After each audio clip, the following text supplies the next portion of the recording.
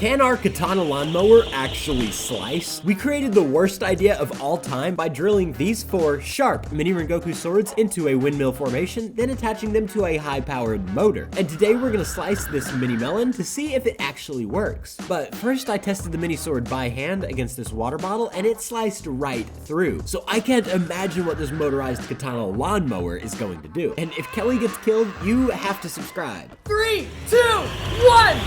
No way!